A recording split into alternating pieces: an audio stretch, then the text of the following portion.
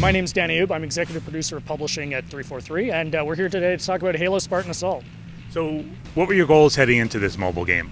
We had a few goals with this game. I always say we had three. So the first one was to really create a different way to enjoy the franchise. So, this is a game, this is a franchise that has tens of millions of fans across the world, but it's really required you to be in front of your TV, in front of your console to enjoy it. We wanted to take Halo out of the living room, and that meant going to mobile phones, going to tablets, all of that good stuff. Second goal for the game was to really push the production values that everyone's gotten used to. Amazing graphics, compelling audio, and just a ridiculous amount of fun. And finally, the third one was just showcase like what can be done on this platform. You look at the game, it looks beautiful, it plays great. It really looks and feels like you're playing a console game on your phone or on your tablet. And these are all of our goals, and to make sure finally that it played like Halo. Can you talk a little about the story and where this fits into the overall mythology? So everything we do, it's very important for us that it ties into the larger mythology. So Spartan Assault effectively is set on the UNSC Infinity, and this is a training tool given to Spartan 4s, a simulator, if you will, that's going to let them practice their skills in their downtime. And this lets them relive classic Spartan battles and classic UNSC battles throughout history. And it's a great way to keep the fiction connected while creating a new gameplay experience that still fits very well within our universe. And speaking of fiction, can you talk a little bit about how this connects to the new Dark Horse comic? Yeah, so one of the things we're really excited about is this is not just a standalone thing. We've actually got a really cool agreement with Dark Horse, who's going to be doing a comic series coming around the same time that the product launches, that's going to tell an even deeper story from what we're doing in the game. So this is going to be a great way through the mobile game, through the comic books, for people to really get a full fiction experience. Can you talk a little about the actual character of Sarah Palmer? Effectively, this is focusing on Sarah Palmer, who people got to know in Halo 4, and people really enjoyed her. And this is basically telling the story of her ascent from ODST to Spartan.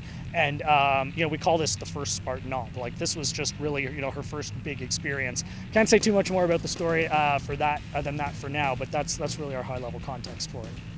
Talk a little about the gameplay and what you guys are doing with the actual action in this game.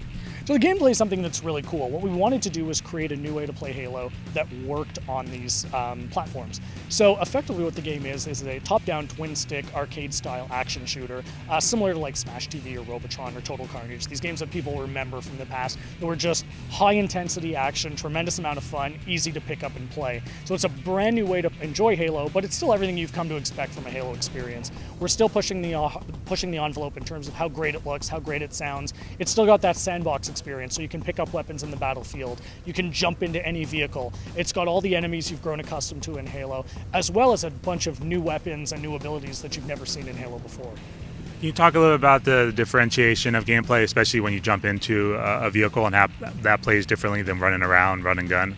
Yeah, effectively, while you're running around on the ground, it's going to be a very classic twin-stick experience. You're going to be moving with one controller, and you're going to be aiming and shooting with the other one. When you jump into a vehicle, it remains pretty similar because we wanted that continuity of control, so it's still easy for people to jump in. Different vehicles have different behaviors and different weapons, so we've had to do some tailoring based on that, but ultimately the experience stays the same.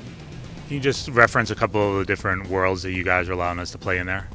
So we showed you 2 levels today.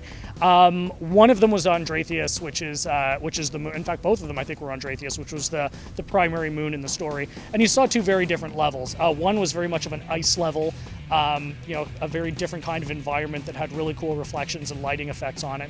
And the other one was a more classic urban battleground where you were just holding a position against hordes of Covenant enemies that were coming at you trying to overrun your position. That in particular turns into a very high impact, very high action experience. What kind of variety will there be across the 25 missions?